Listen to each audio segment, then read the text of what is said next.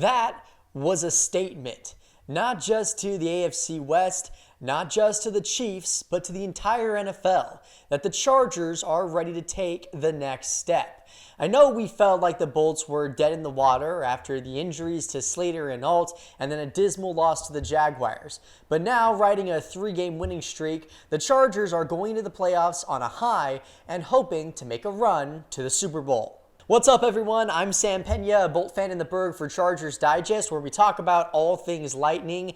That was an amazing performance by the Chargers on Sunday, just a total team win. And although there are obviously still things to nitpick and problems on this team to point out, overall, it is an amazing feeling to sit here having swept the Kansas City Chiefs.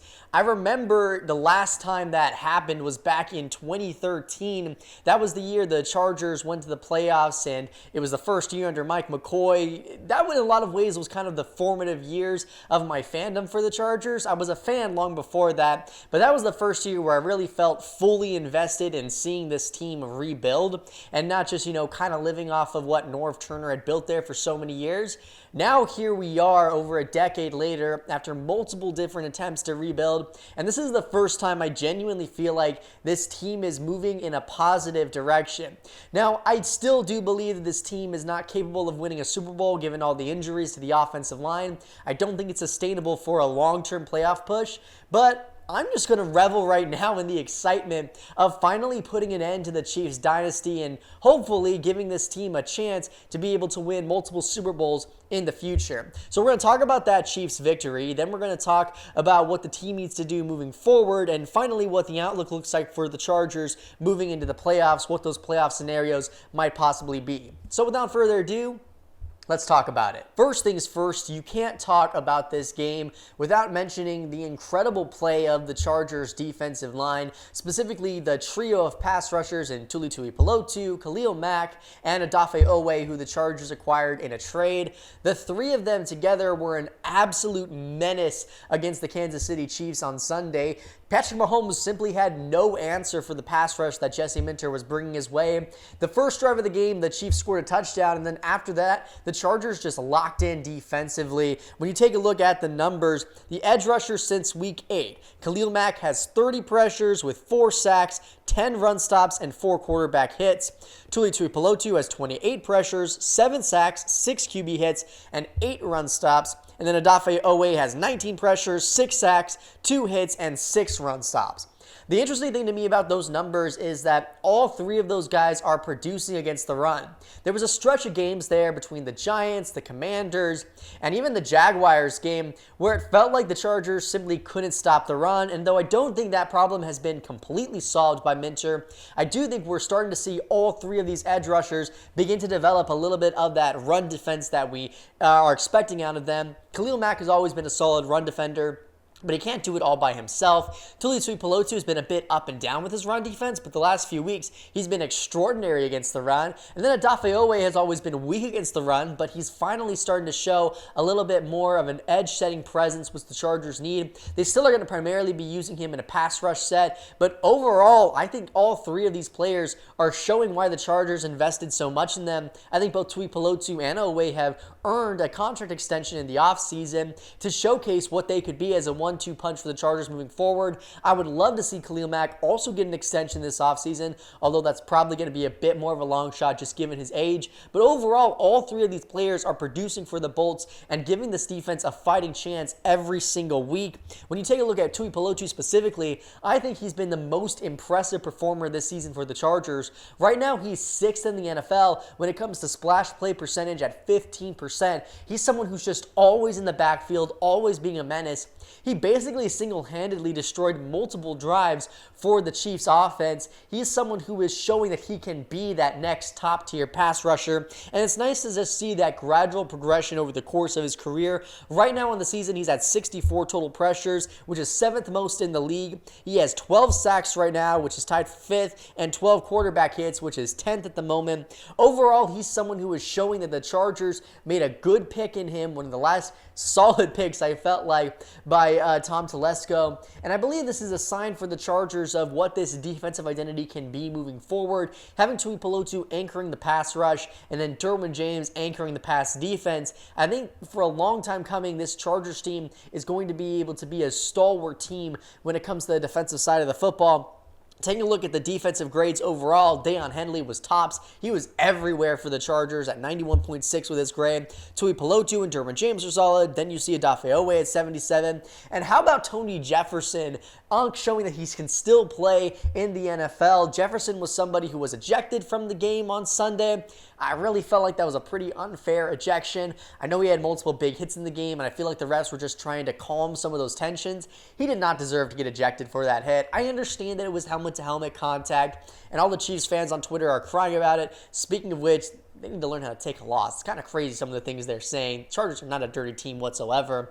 But overall, I think the Chargers showed that they were just the better team overall, specifically on the defensive side of the football. They now have a bit of an identity, which is something that the team has been needing for quite a while. In fact, Daniel Popper pointed this out in his most recent article when he talked to Deion Henley. Deion was quoted as saying, "This is the moment we want. This is how we define ourselves as a playoff defense, and this is how we show off our identity to the world and ourselves." This is something I've been wanting to see from the Chargers for quite some time. It felt like they hadn't really had an identity. Was it Justin Herbert leading a strong offense? Was it Derwin James leading a suffocating pass defense? Well, I think Deion Henley is finally showing exactly what this Chargers team can be. They're a team that can win ugly. They're not going to win a lot of games, 35-6. This is a team that's going to win games a lot like this, 17-14, 16-13, or against the Eagles, 22-19. Games where it's tough to be able to get anywhere on either team's offense, but because the Chargers are able to just slow the pace down and the Chargers offense is able to play ball control with the running game. That's how this team is going to be able to win games moving forward. And if they do want to make a run, if that's what the identity is going to have to be for the rest of the season. Justin Herbert, he was talking about the young rookies and their presence in this game. He said that it's good to see from those guys. They're going to make a lot of plays for us in the years to come, shouting out not just the play of the young rookie defenders like R.J. Mickens, but also the play of the rookie wide receivers, Keandre Lambert-Smith and Aronde Gadsden. That's kind of the next point I want to bring in here is their play and how it could potentially be impacting this team moving forward. Both Lambert-Smith and Trey Harris had two huge plays for the Chargers. Harris obviously had that huge pass deep down the field that he was able to corral, and then Lambert-Smith, that nice touchdown in the back of the end zone. Both of those plays are signs of things to come for this team, but none of them would have been possible without the play of the offensive line. This is a unit I've derided. Half my videos are basically me just pointing out how this is not sustainable. But on Sunday, they showed up. They obviously still had moments where they weren't the unit that we needed them to be. But overall, the offensive line had a solid day against the Chiefs' pass rush that, while inconsistent, can get after the quarterback. When you take a look at the pass rush statistics, Mekhi Becton gave up the most pressures against the Chiefs with 2. Bobby Hart second with 2 as well. Johnson and Salyer only gave up 1. How about a bounce-back performance there by Bradley Bozeman? After all those A-gap pressures he was giving up, he finally showed up and had a good game in the most important game of the season against the Chiefs. He was pretty much dominant. The Chiefs really didn't have any sort of a push along the interior. The sacks and the pass rush that they did get on the Chargers overall were mostly because of some coverage issues that the Chiefs defense was posing for the Chargers. That's really the strength of this Chiefs defense, being able to shut down opposing receivers. And without Quentin Johnston, it felt like the Chargers were going to have some struggles being able to create separation. Overall, they did a solid job, but there were still moments where it felt like Greg Roman lacked some creativity to be able to get them open. That led to the Chiefs being able to get some of those coverage sacks and coverage hits and pressures on Herbert. Overall, though, it was a solid day for this offensive line, being able to show that they do have some life left in them. And I want to give a big shout out to Jamari Salyer.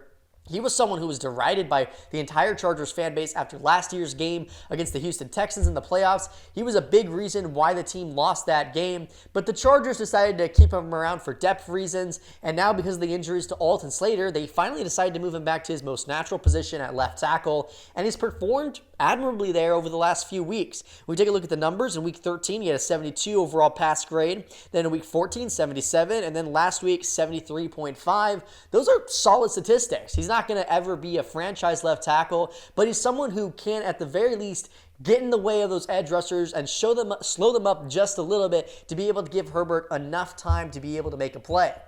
Now, I don't think that he is going to be someone that the Chargers can count on for the playoffs. I do think the team still needs to evaluate their backup options in the offseason.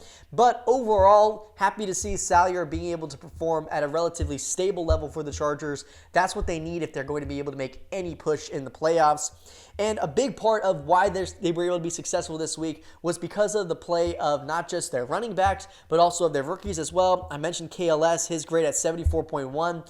Even when he wasn't actually making plays on the offensive side of the football, in special teams, he had a very good game for the Chargers as well, being able to set them up in a decent position to be able to succeed. Overall, this was just a complete team victory. Even though they only had 16 points at the end of the day, each player made some sort of a contribution for this team to succeed, including Oronde Gadsden, who just set several Chargers franchise rookie tight end markers. I think Gadsden is going to be a star in this league. He has over 600 receiving yards this season.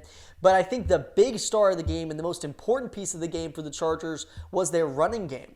Now, Omarion Hampton and Kamani Vidal were not the 1-2 punch we expected this offseason, but overall, they've been the most effective duo when it comes to Chargers running backs this season. When you take a look at the statistics so far, they have led to Justin Herbert being able to extend his streak of being able to win those games that are low scoring. Herbert this season is 42-13 in his lifetime when the defense allows fewer than 27 points, and 30-3 when they allow under 20. A big part of that is because the Chargers are able to play ball control right now with this running game. When you take a look at the statistics overall for the game, the Chargers were able to outrun the Chiefs by over double. Taking a look at the running numbers, they had 94 rushing yards, which isn't a huge rushing game, but they were very efficient on the ground, specifically Hampton averaging 4.1 yards per pop, including a 28-yard run that he had that was able to extend a Chargers drive and near the end of the game that led to the game-winning field goal. This is important for the Chargers because if they are going to win games moving forward,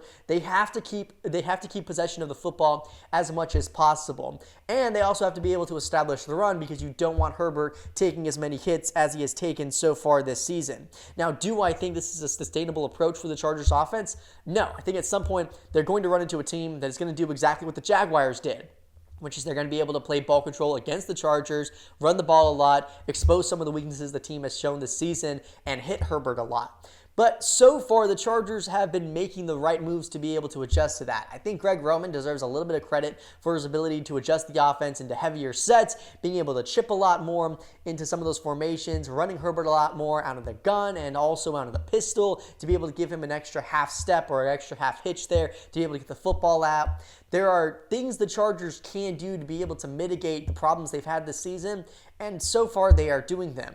Now again, I don't think this team is going to win the Super Bowl this season, but this was a very important game in that it established that the Chargers are a team that finally is going to be able to do something they haven't been able to do for years, and that's match opposing teams' head coaching prominence. For years, we have seen Andy Reid run circles around Brandon Staley and Anthony Lynn. For years, we have seen the Chargers struggle to be able to go to war against the Bill Belichicks of the world. But finally, we have a head coach in Jim Harbaugh who is putting his foot down and showing that the Chargers can be a tough, hard-nosed football team that can go to war against anyone. Now, will this last? That remains to be seen. But so far, the important news of the day for the Chargers is that they made a statement that the Chiefs dynasty is at an end and that the Chargers aren't pushovers anymore. Thank you all so much for watching. I'm Sam Peña here with Chargers Digest. I'm excited to see how you guys think the rest of the season is going to go. I think the Chargers are going to be slipping into the playoffs in that 6th seed spot. I do expect them to lose to the Texans in 2 weeks, but I think they'll be able to get it done against the Cowboys this week. So overall, those playoffs are starting to take shape right now. Let me know what you think the Chargers' playoff chances are, or more specifically what the Chargers' playoff seeding is going to be. I'm interested to see what those scenarios might look like. Hopefully drawing a matchup maybe against the Pittsburgh Steelers in the first round of the playoffs. But overall, excited to see how the season is going to come to an end. Until next time, Chargers fans, remember, bolt up.